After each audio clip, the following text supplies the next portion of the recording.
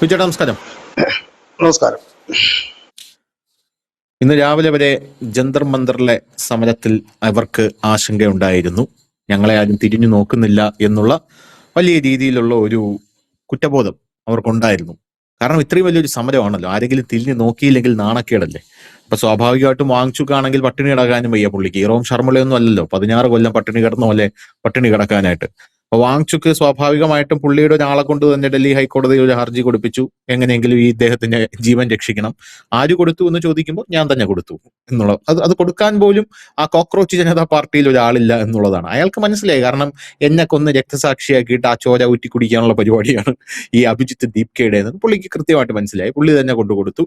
അപ്പൊ കോടതി ഡൽഹി സർക്കാരിനോട് പറഞ്ഞു, ഒരാൾ മരിക്കാൻ കിടക്കുകയാണ്, ആ സമയത്ത് നിങ്ങൾ അതിൻ്റെതായിട്ടുള്ള നടപടികൾ സ്വീകരിക്കൂ എന്ന് പറഞ്ഞു. രാവിലെ പട്ടാളക്കാരും പോലീസുകാരും സേനകളും എല്ലാം വന്ന് ഇയാളെ തട്ടി തോളി കയറ്റി എടുത്തുകൊണ്ട് പോയി.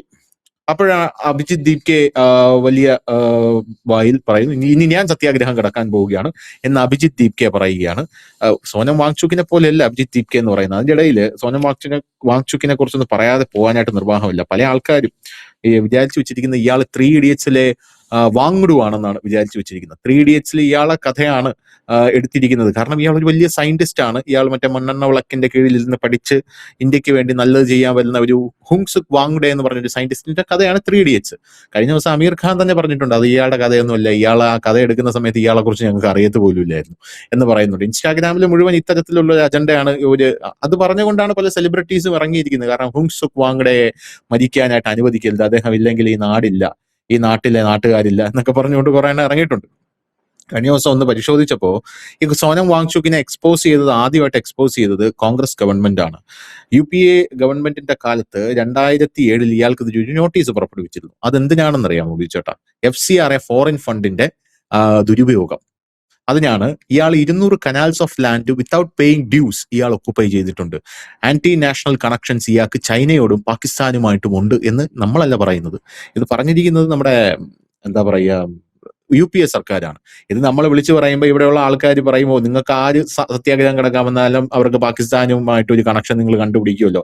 ഞങ്ങൾ കണ്ടുപിടിക്കുന്നതല്ലേ, ഇത് UPA സർക്കാർ തന്നെ കൊണ്ടുവന്നിട്ടുള്ള അതിന്റെ രേഖയും office of the deputy commissioner അവർ പുറത്തു വിട്ടിട്ടുള്ള FCRA ഫണ്ട് എവിടെ നിന്ന് വന്നു, ഈ ഫണ്ട് എന്തിനു ഉപയോഗിച്ചു, ഇതും പാകിസ്ഥാനുമായിട്ട് എന്താണ് ബന്ധം എന്നൊക്കെ അവർ കൃത്യമായിട്ട് ചോദിച്ചിട്ടുണ്ട് എന്നുള്ളതാണ് മറ്റൊരു കാര്യം എന്ന് പറയുന്നത്. പോരാത്തതിന് ഇയാൾ നിരന്തരം ഹൈന്ദവ ദേവീദേവന്മാരെ ആരാധിക്കുന്ന ഇയാൾ പറഞ്ഞിട്ടുള്ള ഒരു സ്റ്റേറ്റ്മെന്റ് ആണ്, Ram put Sita for sale in open market. Raman സീതയെ ചന്തയിൽ വിൽക്കാൻ വെച്ചിരിക്കുന്നു എന്ന് ഇയാൾ പറഞ്ഞിട്ടുണ്ട്. പോരാത്തതിന് പോലീസ് സ്റ്റേഷനുകൾ ആക്രമിക്കുന്നതിന് ഇയാൾ ജസ്റ്റിഫൈ ചെയ്യുന്ന ദൃശ്യങ്ങൾ പുറത്തു വന്നിട്ടുണ്ട്. പോരാത്തതിന് പാകിസ്ഥാനിലെ സ്കാർഡു ബാൾട്ടിസ്ഥാൻ അതിനെ ഇയാൾ പുകഴ്ത്തുന്നതും അവിടെ ഓട്ടോണമി കൊടുത്തത് വളരെ നല്ല കാര്യമാണെന്ന് ഇയാൾ പറയുന്ന ഒരു സാഹചര്യം ഉണ്ടായിട്ടുണ്ട്. പിന്നെ ഇയാൾ ഡോൺ മീഡിയ അറിയാലോ പാകിസ്ഥാനിലെ, ഡോൺ പത്രത്തിന്റെ ആ ഒരു സമ്മേളനത്തിൽ പോയി ഇരുന്ന് സംസാരിക്കുന്നുണ്ട്. അവിടെയുള്ള ആന്റി നാഷണൽസുമായിട്ട് സംസാരിക്കുന്നുണ്ട്. പിന്നെ ഇയാൾ നമ്മളെ പാട്രിയോട്ടിക് ആയിട്ടുള്ള ഗോർഖാസ് ഉണ്ട്, സൈന്യത്തിലെ ഗോർഖ റെജിമെന്റ്. ആ റെജിമെന്റിലെ സൈനികർ എന്താണ് ഇയാള് പറഞ്ഞിട്ട്, Sonam Wangchuk claim brave Gorkha soldiers are now joining the Chinese army. അവർ ചൈനീസ് ആർമിയിൽ ജോയിൻ ചെയ്യുന്നു എന്ന് പറഞ്ഞിട്ടുണ്ട്. ഞാൻ ആദ്യമേ പറഞ്ഞൊരു കാര്യമുണ്ട്. കാരണം നമ്മുടെ ഗ്രേറ്റ് നിക്കോബാർ പ്രോജക്റ്റ് ആണ് അവന്മാരുടെ ലക്ഷ്യം എന്ന് പറയുന്നത്. നരേന്ദ്രമോദിയുടെ ധർമ്മേന്ദ്ര പ്രധാന്റെ ഒന്നും റെസിഗ്നേഷൻ ഒന്നുമല്ല. ഈ ചൈനീസ് ഏജന്റിനെയൊക്കെ കൊണ്ടുവന്നിട്ട് ഇവരെന്താണ് ഇവിടെ ഉദ്ദേശിക്കുന്നതെന്ന് അരിയാഹാരം കഴിക്കുന്ന എല്ലാവർക്കും മനസ്സിലാവും. അത് അയാളുടെ കാര്യം. അഭിജിത്ത് ദീപ്കയുടെ കാര്യം പറയുകയാണെങ്കിൽ ഭയങ്കര രസമാണ്. രാവിലെ മുതൽ ഓസ്കാർ ലെവൽ പെർഫോമൻസ് ആണ് അച്ചടക്കം കാണിച്ചുകൊണ്ടിരിക്കുന്നത് എന്നുള്ളതാണ്. ഈ claims Delhi police dragged Sonam Wangchuk. Delhi police Sonam വാങ്ചുക്കിനെ നടു റോഡിലൂടെ വലിച്ചഴച്ചു എന്നുള്ളത് ഈ മോദി വിരുദ്ധ മാധ്യമങ്ങൾ തന്നെ പറഞ്ഞു, ഇല്ല അത് തെറ്റാണ്, അത് ഫാൾസ് ഇൻഫർമേഷൻ ആണ്, അങ്ങനെ ഒരു സംഭവം നടന്നിട്ടില്ല. Police beat him up. എന്നെ പോലീസ് മർദ്ദിച്ചു. പോലീസ് ഒന്ന് മർദ്ദിക്കാനായിട്ട് അവൻ ഊടുപാടും നോക്കി, പോലീസ് മർദ്ദിച്ചില്ല. ഇപ്പം മർദ്ദിച്ചു എന്ന് പറയുന്നു. പക്ഷേ അതും തെറ്റാണെന്ന് വിഷ്വൽസ് സഹിതം ഇപ്പൊ തെളിഞ്ഞിട്ടുണ്ട്. Claims police took his phone. എന്റെ ഫോൺ പോലീസ് പിടിച്ചെടുത്തു. എന്റെ ഇൻസ്റ്റാഗ്രാം അക്കൗണ്ടാണ് ലക്ഷ്യം. പിന്നെ 2 കോടി ബോട്ട് ആൾക്കാരുള്ള അക്കൗണ്ട് കിട്ടിയിട്ട് നമുക്ക് എന്തിനെടുക്കാനെന്ന് അറിഞ്ഞൂടാ. അത് വലിയ രീതിയിൽ ഇയാൾ പറഞ്ഞിട്ടുണ്ട്. അതും പൊളിഞ്ഞടങ്ങി പണ്ടാ തുടങ്ങിപ്പോയി. അതിനുശേഷം ഏറ്റവും വലിയ രസകരമായിട്ടുള്ള ഒരു കാര്യം ഞാൻ പറഞ്ഞത്, ഇവനാണ് ഇപ്പൊ സത്യാഗ്രഹം കിടക്കാൻ പോകുന്നത്. രാവിലെ, അതായത് ഇന്ന് രാവിലെ സോനം വാങ്ചുക്കിനെ പിടിക്കുന്നതിന് മുമ്പ് പോലീസ് വന്ന് ഇവനെ വിളിച്ചുണർത്തുന്ന ദൃശ്യങ്ങളാണ് നമ്മൾ ഈ കാണാൻ സാധിക്കുന്നത്. കണ്ട, ഇവൻ അവിടെ കിടന്നുറങ്ങുന്നത് അവിടെയുള്ള ഒരു AC ഹോട്ടൽ റൂമിലാണ് ഇവൻ അവിടെ കിടന്നുറങ്ങുന്നത്. ഒരു ലോഡ്ജ്, AC ഉള്ള ഒരു കോസി ആയിട്ടുള്ള വളരെ രസകരമായിട്ടുള്ള അറ്റ്മോസ്ഫിയറിലാണ് അവൻ അവിടെ കിടന്നുറങ്ങുന്നത് എന്നുള്ള റിപ്പോർട്ട് വരുന്നു. While Sonam Wangchuk was on hunger strike for 20 days out in open at Jantar Mantar, Abhijit Dipke was sleeping in AC room at his friend's house where police went to wake him up. രാവിലെ വിളിച്ചുണർത്താൻ ചെന്നാണ്, നമ്മൾ ഇയാളെ പിടിച്ചോണ്ട് പോകുമെന്ന് പറഞ്ഞ് വിളിച്ചുണർത്താനായിട്ട് പോയതാണ് എന്നുള്ളതാണ് മറ്റൊരു പ്രധാനപ്പെട്ട കാര്യം. അപ്പോഴാണ് ഇവർ അറിയുന്നത് ഇതിൽ ഇങ്ങനൊരു സംഭവം ഉണ്ടായിട്ടുണ്ട് എന്നും ഇനി ഞാനാണ് നിരാഹാരം കിടക്കാൻ പോകുന്നത് എന്നുള്ളത്. ഇവൻ നിരാഹാരം കിടക്കാതിരിക്കുക ചെയ്തോട്ടെ, അത് നമ്മുടെ വിഷയമല്ല. നമുക്ക് നോക്കാം എത്ര നേരം കാരണം സോനം വാങ്ചുക്ക് അവിടെ നിരാഹാരം കിടക്കുമ്പോൾ ഇവൻ അവിടെ സോനം വാങ്ചുക്കിന്റെ മുമ്പിൽ ഇരുന്നു കൊണ്ട് 3 നേരം കഴിക്കുന്നവൻ 4-5 നേരം പക്കോട തിന്നുന്ന കാഴ്ചയാണ് കാണാനായിട്ട് സാധിക്കുന്നത്. അപ്പോൾ എന്തായിരിക്കും ഇനി CJP പ്രൊട്ടസ്റ്റിന്റെ ഭാവി എന്ന് പറയുന്നത്? ഇതിനു മുമ്പ് ഇതുപോലെ ജന്തർ മന്ദറിൽ ഒരു സമരം നടന്നിട്ടുണ്ട്, നമ്മുടെ രാജ്യം അത് കണ്ടിട്ടുണ്ട്. അന്ന് എല്ലാവരും അതിനോട് ഐക്യദാർഢ്യം പ്രഖ്യാപിച്ചിട്ടുണ്ട്. ആ സമരം ഒരു വിജയവുമായിരുന്നു. ആ സമരം കിടന്ന വ്യക്തിയുടെ പേരാണ് ശ്രീ അണ്ണാ ഹസാരെ. അണ്ണാ ഹസാരയുമായിട്ടാണ് ഈയിടെ പലരും, ഈ വാങ്ചുക്കിനെ പലരും വിവരം കെട്ട സുഡാപ്പിയും കമ്മികളും ഒക്കെ താരതമ്യം ചെയ്യുന്നു. എന്തുകൊണ്ടാണ് അണ്ണാ ഹസാരയുടെ സമരം വിജയിക്കുകയും ഇദ്ദേഹത്തിന്റെ സമരം പട്ടി പോലും തിരിഞ്ഞു നോക്കാത്ത അവസ്ഥയിൽ എത്തുകയും ചെയ്തതെന്ന് വെച്ചാൽ, അണ്ണാ ഹസാരെ ഒരു സ്വാതന്ത്ര്യ സമര പോരാളിയും തികഞ്ഞ ഗാന്ധിയനും സത്യസന്ധനുമായ ഒരു മനുഷ്യനായിരുന്നു. അദ്ദേഹത്തിന് വലിയ ആരാധക വൃന്ദം അന്നും ഇന്നുമുണ്ട്. അദ്ദേഹം വണ്ടിക്ക് കല്ലറിയാൻ പറയാറുള്ള, രാജ്യവിരുദ്ധ പ്രസ്താവനകൾ നടത്താറുള്ള, അദ്ദേഹം ഒരു ഗാന്ധിയനാണ്, ഗാന്ധി മാർഗത്തിൽ പ്രവർത്തിക്കുന്ന ഒരു വ്യക്തിയാണ്. അദ്ദേഹത്തിന് വലിയ പിന്തുണയുള്ള ഒരു വ്യക്തിയാണ്. നമ്മൾ പറയില്ലേ, നമ്മൾ ഏത് പ്രക്ഷോഭമായാലും ഏത് സംഘടനയായാലും അത് നയിക്കുന്നവർ സത്യസന്ധരും അതുപോലെ തന്നെ എല്ലാവർക്കും അഭികാമ്യരായിട്ടുള്ളവരാണെങ്കിൽ ആ സംഘടനയിൽ എത്ര പുഴുക്കുത്തുണ്ടെങ്കിലും അതെല്ലാവരും കുറച്ചൊക്കെ മടുക്കും. ഇപ്പം ഒരു 5.5 കോടി ജനമുള്ള ഒരു പാർട്ടിയാണ് BJP. അതിന്റെ തലപ്പത്ത് അമിത്ഷായും മോദിയൊക്കെ ഇരിക്കുമ്പോൾ ജനം ഇതിനകത്ത് നമുക്കറിയാം 5.5 കോടി ജനത്തിനെയൊക്കെ കൊണ്ടു നടക്കുക എന്ന് പറഞ്ഞാൽ വലിയ പാടാണ്. 5.5 കോടി മെമ്പർമാരുടെ പല സ്വഭാവക്കാരാണ്, കള്ളനുണ്ട്, കൊള്ളക്കാരുണ്ട്, എല്ലാവരും ഉണ്ട്. കേരളത്തിൽ അതിന്റെ ഒന്നും 100 ഒരു അംശം പോലും ഇല്ലാഞ്ഞിട്ട് പോലും ഇവിടെ കാണിക്കുന്നതായിട്ട് നമുക്കറിയാവുന്നു. അപ്പം ഈ ഒരു നേതാവ് എന്ന നിലയിൽ നമുക്ക് ആ ഒരു ബഹുമാനം തോന്നുന്നത് കൊണ്ട് വലിയ രീതിയിലുള്ള പിന്തുണ ഈ അണ്ണാ ഹസാരേക്ക് ആർജിക്കാൻ കഴിഞ്ഞു. മഹാരാഷ്ട്രയുടെ മുഴുവൻ പിന്തുണ ആർജിക്കാൻ കഴിഞ്ഞു, കാരണം അദ്ദേഹം അവിടുത്തുകാരനാണ്. രണ്ടാമത്തെ ഒരു കാര്യം എന്ന് വെച്ച് കഴിഞ്ഞാൽ എല്ലാ രാഷ്ട്രീയ പാർട്ടികളുടെ കക്ഷി രാഷ്ട്രീയമില്ലാതെ എല്ലാവരുടെയും പിന്തുണ. അതുപോലെ ഒരിക്കലും ഇത് വരില്ല. ഇവൻ ഒരു ഗജ ഫ്രോഡ്, ഈ പറയുന്ന വാങ്ചു എന്ന് പറയുന്നത് 2007 UPA സർക്കാർ തന്നെ പറഞ്ഞ കാര്യങ്ങളാണ് ധനുഷ് ആദ്യം പറഞ്ഞത്. ഗജ ഫ്രോഡ് എന്ന് വെച്ചാൽ ഗജ ഫ്രോഡ്, ഒരു രാജ്യദ്രോഹി, ഒരു വിഘടനവാദിയാണ്, ഒരു നക്സലിന്റെ അപ്പനാണ്. അങ്ങനത്തെ ഒരു ഫ്രോഡ് മാറി അവിടെ കിടന്നു കഴിഞ്ഞാൽ അയാൾക്ക് പോകും. എന്റെ ഒരു അഭിപ്രായത്തിൽ ഇത് 2 ദിവസം കൂടെ കഴിഞ്ഞിട്ട് ഇങ്ങനെ ഹോസ്പിറ്റലിലേക്ക് മാറ്റാവുമായിരുന്നു എന്നുള്ളതാണ്. പക്ഷെ നമ്മുടെ രാജ്യത്തിന്റെ നിയമം അനുസരിച്ച് ആര് സത്യാഗ്രഹം കഴിഞ്ഞാലും ഒരു കുറച്ച് ദിവസങ്ങൾ കഴിയുമ്പോൾ നമ്മുടെ സംസ്ഥാന സർക്കാരായാലും കേന്ദ്ര സർക്കാരായാലും ഒക്കെ ഇവർക്ക് രാവിലെയും വൈകുന്നേരം വൈദ്യപരിശോധന ഉണ്ടാകും. വൈദ്യപരിശോധനയിൽ ഇവരുടെ ആരോഗ്യനില വഷളായി കഴിഞ്ഞാൽ ബലം പ്രയോഗിച്ച്, അങ്ങനെയാണ് ആ റൂള് പറയുന്നത് തന്നെ, ബലം പ്രയോഗിച്ച് ഇവരെ ആശുപത്രിയിലേക്ക് മാറ്റാനുള്ള വകുപ്പുണ്ട് ഇതിനകത്ത്. അത് ഏത് നിമിഷവും സംഭവിക്കും. ഇത് ആ ഒരു ഉറപ്പിലാണല്ലോ എല്ലാവരും കയറി നിരാഹാരം കിടക്കുന്നത്. അല്ലാതെ ഏതെങ്കിലും ഒരു സർക്കാർ മൈൻഡ് ചെയ്യാതെ ഇട്ട് കഴിഞ്ഞാൽ അവിടെ തീർന്നു നിരാഹാരം. അപ്പോ ഈ രീതിയിലാണ് ഇതിന്റെ കാര്യങ്ങൾ മുമ്പോട്ട് പോകുന്നത്. അപ്പൊ ഈ വാങ്ചുവിനെ സംബന്ധിച്ച് പറഞ്ഞാൽ അയാൾ പെട്ടുപോയതാ. പുള്ളി ശരിക്കും നിരാഹാരം കിടക്കാൻ വന്നതല്ല. ഇവരുടെ സമരത്തിന് ഐക്യദാർഢ്യമൊക്കെ പ്രഖ്യാപിച്ച് ഈ പിള്ളേർക്ക് വലിയ വിവരം ബോധമൊന്നുമില്ല, അതുകൊണ്ട് പിള്ളേർ അടക്കി നിന്നിട്ട് എന്റെ മൈലേജ് ഇച്ചിരി കൂട്ടി ഞാനൊരു പാൻ ഇന്ത്യൻ ആകാം, കുറച്ചുകൂടി രാജ്യത്തെ തുരങ്കം വെക്കാമെന്ന് പറഞ്ഞ് വന്നതാണ്. പക്ഷെ പെട്ടുപോയി. ഈ വകതിരിവില്ലാത്ത പിള്ളേര് ഇങ്ങേരടുത്ത് പറഞ്ഞു നമുക്കെല്ലാം കൂടെ ഒന്നിച്ച് നാളെ പോലെ നിരാഹാര സമരം കിടക്കാന്ന് പറഞ്ഞു. ഇങ്ങേരും കേട്ടു. പാവം പിടിച്ചവൻ നിരാഹാരം കിടന്നു തുടങ്ങിയപ്പോഴാണ് അറിഞ്ഞത് ഇവന്മാരും കൂടെ കിടക്കാനില്ല. ഇവന്മാർ പറഞ്ഞ് നമുക്ക് ഒന്നിച്ച് കിടക്കാന്നാണ് പറഞ്ഞത്. ഇവന്മാര് കിടന്നില്ല. അത് പുള്ളി ആരുടെ പറയുകയും ചെയ്തിട്ടുണ്ട്. യുവമാരെല്ലാം അവിടെ കിടക്കാന്ന് പറഞ്ഞിട്ടുണ്ടോ ഞാനും കിടന്നത്, പക്ഷെ യുവമാര് കിടന്നില്ലെന്ന് മാത്രമല്ല പുള്ളിയുടെ ചുറ്റും കൂടിയിരുന്ന് പബ്സും അതുപോലെ തന്നെ ഈ പാക്കറ്റ് ഡ്രിങ്ക്സും കുടിക്കുന്ന ദൃശ്യങ്ങൾ, ഒരു പക്കോടൊക്കെ കഴിക്കുന്ന ദൃശ്യങ്ങൾ പുറത്തു വന്നു. ഈ അഭിജിത് ദീപ്ക എന്ന് പറഞ്ഞ ഇടക്കിടക്ക് ഫുഡ് കഴിക്കുന്ന ഒരുത്തനായിട്ടാണ് എനിക്ക് തോന്നിയിട്ടില്ല. ഇത്ര സമരത്തിന്റെ ഇടയ്ക്ക് പുള്ളി ഇടക്കിടക്ക് എന്തെങ്കിലും കഴിച്ചുകൊണ്ടിരിക്കും. അത് കഴിഞ്ഞിട്ട് പുള്ളിക്ക് വയറിന് പിടിക്കാൻ ഞാൻ എപ്പോ വിഷ്വൽസി വന്നാലും ഉണ്ടല്ലോ അവന്റെ കയ്യിൽ എന്തെങ്കിലും കഴിക്കാന്നുള്ളത് കാണും. അതാ, പക്ഷെ വയറിന് എന്തോ കുഴപ്പമാണെന്ന് എനിക്ക് തോന്നുന്നു. കാരണം കഴിച്ചു കഴിഞ്ഞോണ്ട് പിന്നെ കാണുന്ന ഇവർ ഓടി കാർ കയറുന്നതാണ്. ഞാൻ അവിടെ വരെ ഒന്ന് പോയിട്ട് വരാമെന്ന് പറഞ്ഞിട്ട് റൂം വരെ കക്കൂസി പോകാനായിരിക്കും ചിലപ്പോ, അതിന്റെ പ്രശ്നം എന്തെങ്കിലും കാണും. ഇതാണ് നമ്മൾ കണ്ടുകൊണ്ടിരിക്കുന്നത്. ഇപ്പൊ എന്നിട്ട് ഈ രാവിലെ ഈ അറസ്റ്റ് ചെയ്ത് നീക്കിയതിനു ശേഷം അഭിജിത് ദീപ്ക പറഞ്ഞൊരു കാര്യം, ഞാൻ വീട്ടു തടങ്കലിലാണെന്ന് പറഞ്ഞു. പോലീസ് പറഞ്ഞു നീ എവിടെ തടങ്കലിലാണ്, നീ ഇവിടെ കറങ്ങി അടപ്പുണ്ടല്ലോ ഇടയിറക്കാന്ന് പറഞ്ഞു. അതുകൂടി അത് പൊളിഞ്ഞു. വീട്ടു തടങ്കലിലാണ്, എന്നെ അറസ്റ്റ് ചെയ്ത്. ഇവനൊക്കെ അറസ്റ്റ് ചെയ്താലും അകത്ത് കിടന്നാലും ഈ രാജ്യത്തെ ആര് മൈൻഡ് ചെയ്യാന്? സത്യത്തിൽ ഇങ്ങനെയുള്ള സമരങ്ങൾ സുഡാപ്പികളാണ് പിന്തുണയ്ക്കുന്നത്. അവര് പോലും ഒരു പോസ്റ്റ് ഇടാറില്ല ഇവനെ കുറിച്ചൊന്നും. അതാണ് രസം. രണ്ടാമത്തേത്, ഇവനിപ്പം നിരാഹാര സമരം പറഞ്ഞിരിക്കുക. നിരാഹാരമാണോ സത്യാഗ്രഹമാണോ എന്നുള്ളത് കുറച്ച് സമയം കൂടെ കഴിയുമ്പോൾ അറിയാം. സത്യാഗ്രഹവും നിരാഹാരവും വ്യത്യാസമുണ്ട് മനുഷ്യൻ. നിരാഹാരം നമ്മുടെ ഭക്ഷണം ഒന്നും കഴിക്കാതെ കിടക്കുന്നതിനെയും, സത്യാഗ്രഹം എന്ന് പറഞ്ഞാൽ ആർക്കും ഇരിക്കാൻ പറ്റുന്നതാണ്. കുണ്ടി മരവിപ്പിക്കുമ്പോൾ എഴുന്നേറ്റ് പോകും, അതാണ് നിരാഹാരത്തിന്റെ ഒരു ഇത്. എഴുന്നേറ്റ് നടക്കുകയോ ഇല്ലെങ്കിൽ കുറച്ച്, അതാണ് 2 ടൈപ്പാണിത്.